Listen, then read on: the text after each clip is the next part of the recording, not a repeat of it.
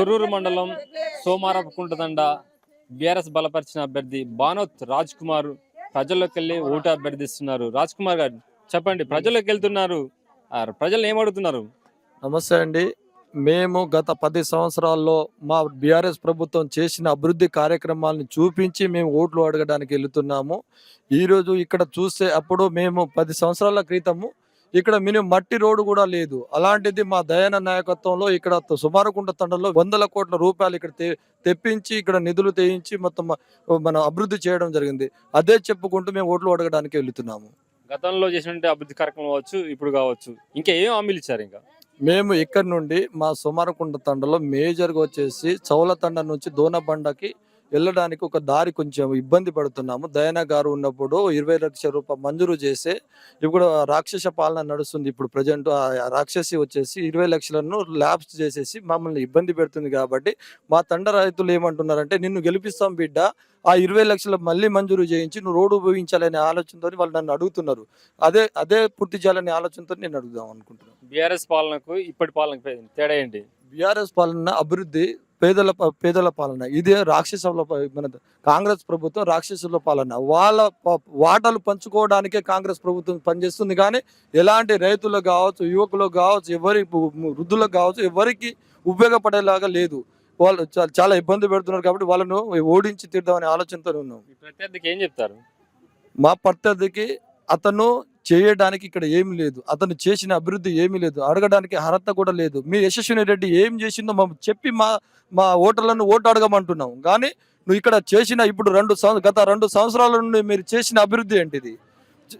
అది చూపించి మీరు చేసిన మా దయాన గారు మంజూరు చేసిన పనులనే చేసిరు. కానీ మీ ఒక్క రూపాయి కూడా మీ యశస్విని రెడ్డి ఇక్కడ తేయలే. మీరు ఓట్లు అడగడానికి హక్కు కూడా లేదని నేను విన్నవిస్తున్నాను.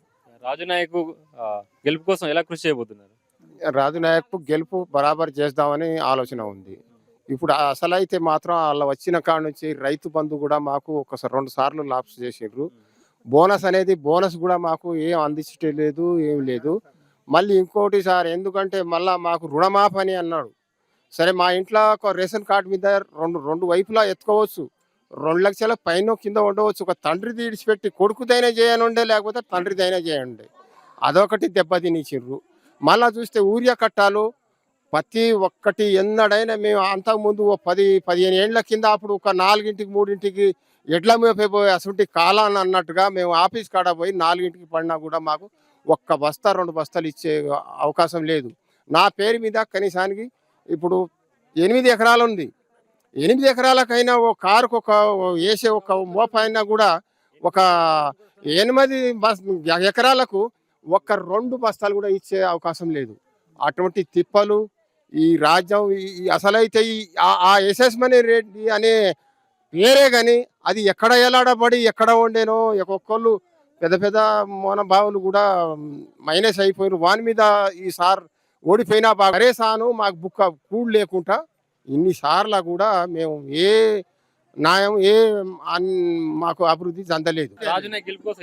గెలుపు కోసం ఎంతవరకైనా తెగిస్తాము. మా గత 10 సంవత్సరాల కాడ నుంచి నేను ఒక 2వ వార్డు నెంబర్గా నిలబడిన మాజీ వార్డు నెంబర్. ప్రస్తుతానికి ఇప్పుడు మా కొడుకు కావాలని చెప్పి నేను ఖచ్చితంగా గెలిపిస్తాను. ఎందుకంటే అంతముందు మాకు సిసి రోడ్లు కానీ, డ్రైనేజ్ కాలువలు కానీ, మట్టి రోడ్లు కానీ చాలా ఇబ్బందిగా ఉండే. ఈ రోడ్డుకు డామర్ లేకపోవటం వల్ల మేము నాట్లేసే రోజులు కూడా ఉన్నాయి. ఆ రోజు కాడ నుంచి కూడా దాదాపు 1.5 లక్షలతోటి మాకు ఒక రోడ్డు మంజూరు చేయించారు. కొంతవరకు సిసి రోడ్లు కూడా చేయించారు, నల్లలు చేయించారు, నీళ్ళ ట్యాంకులు చేయించారు. మాకు అన్ని విధాలుగా అన్ని అనుకూలంగా ఉన్నది. బట్ అది వచ్చింది, ఇప్పుడు మేడం వచ్చింది, ఝాన్సీ రెడ్డి మేడం వచ్చేసింది. ఇంతవరకు ఒక 2 సంవత్సరాలు అవుతుంది. కనీసానికి ఒక 10 రూపాయల పాలన అనేది లేదు, ఒక 10 రూపాయల గ్రామ పంచాయతీకి నిధులు వచ్చింది అనేది లేదు. మాకు చాలా ఇబ్బంది ఉంది. ఇప్పుడు ఊరియా బస్సాలు లేదు. ఊరియా బస్సాలు గత సంవత్సరం 10 సంవత్సరాల నుంచి కూడా ఊరియా బస్సాలు స్ట్రైక్ కాలేదు. ఈ సంవత్సరం 2 సంవత్సరాల స్ట్రైక్ అవుతుంది మాకు. అందులో ఒకటి ఏంటంటే, ఇప్పుడు రైతు బంధు అని చెప్పి రైతు బంధు 2 సార్లు కట్ చేసిండు. బోనస్ అని చెప్పి యాసింగ్ బోనస్ లేకుండానే పోయింది. మళ్ళీ వాళ్ళ వాటాల కోసమే ఇది పాలన. ఈ పాలన మాకు నచ్చట్లేదు. ఖచ్చితంగా మళ్ళీ ఒకసారి ఇది ఏదో 3 సంవత్సరాలు తిప్పలబడతాం. నెక్స్ట్ వచ్చే టీంలో కానీ కూడా దయాన తప్పకుండా గెలిపిస్తాం. మా రాజ్ కుమార్కి, మా ఫుట్బాల్ గుర్తుకు ఖచ్చితంగా నేను నా వంతుగా నేను ముందుబడైనా గెలిపిస్తాను. నేను తెగించైనా ఓట్లు మరి వాళ్ళను బతిలాడుకొని మా వాళ్ళని దగ్గర తీసుకొని వాళ్ళకు అభివృద్ధి చేసి నిన్న కూడా గెలిపించే అవకాశం చేసుకుంటున్నాము. సోమవారం కుంట తండను పూర్తిగా ఆ బీఆర్ఎస్ ప్రభుత్వం మాత్రం అభివృద్ధి చెందింది. ఇటు దయాకర్ రావు నాయకత్వంలో మేము గ్రామానికి సంబంధించిన అన్ని నిధులు తీసుకొచ్చాం, పూర్తి స్థాయిలో అభివృద్ధి చేస్తాం, ఇప్పుడు కూడా మేము మాత్రం చేస్తాం, మమ్మల్ని గెలిపించుకోండి అని చెప్పేసి అంటున్నారు. ఏదైతే పాలకుర్తి నియోజకవర్గంలో ఉన్నటువంటి గ్రామాలలో ఉన్నటువంటి ప్రజలు కూడా మేము ప్రశ్నిస్తున్నాం, మాకు రైతులకు మాత్రం ఇబ్బంది అవుతుంది, ఈసారి మాత్రం మా రాజ్ కుమార్ని మాత్రం పూర్తి స్థాయిలో గెలిపించుకుంటాం అని చెప్పేసి కూడా చెప్తున్నారు. కెమెరా పర్సన్ శ్రావంత్, వెంకన్న, మహబూబాద్ జిల్లా న్యూస్.